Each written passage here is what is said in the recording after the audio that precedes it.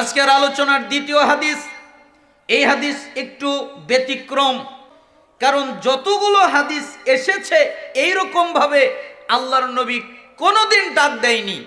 আবু হুরায়রা রাদিয়াল্লাহু আনহু তিনি বলেন, রাসূল সাল্লাল্লাহু আলাইহি সাল্লাম বলেছেন, মান আখাযা আন্নী হাউলাইল কালিমাত ফায়ামালু বিহিন্না আও ইউআল্লিমু মান ইয়ামালু বিহিন্না, সাহাবীরা কে আছে আমার কথা শুনবে, কে আছে আমার কথা আমল করবে, কে আছে আমার কথা আরেকজনের কাছে পৌঁছে দেবে।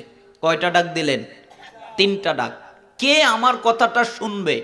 এজন্য সালাফরা বলতেন এই হাদিস শুনলে তিনটা কাজ ওয়াজিব হয়ে যায়। এক, মনোযোগ দিয়ে শোনা। দুই, এই হাদিসের উপরে আমল করা। তিন, এই হাদিস আরেকজনের কাছে পৌঁছে দেওয়া। তিনটি কাজ জরুরি হয়ে যায়। কেন? আল্লাহর নবী তিনটা ডাক দিলেন। তখন আবু হুরায়রা বললেন, কুলতু আনা ইয়া রাসূলুল্লাহ ফাখাযা বিয়াদি ফাদ্দা খামসান।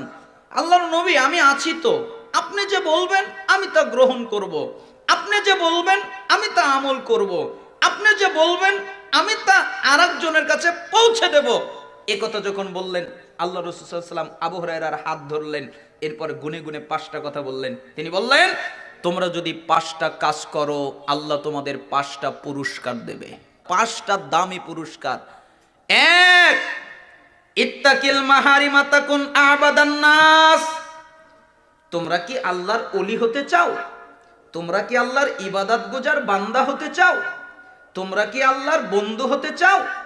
তোমরা কি আল্লাহর ভালোবাসার পাত্র হতে চাও? তোমরা কি আল্লাহর প্রিয় ব্যক্তি হতে চাও? তাহলে শোনো, হারাম ত্যাগ করো, বিনিময়ে আল্লাহ তোমাদের ওলি বানিয়ে দিবেন। বলেন তো কি বানিয়ে দিবেন? ওলি। কি ত্যাগ করলে? হারাম। এজন্য আল্লাহ নবী সাল্লাল্লাহু আলাইহি সাল্লাম বললেন, আল্লাহর ওলি হতে চাও তাহলে হারাম ত্যাগ করো, বিনিময়ে আল্লাহ তোমাকে ওলি বানিয়ে দিবেন।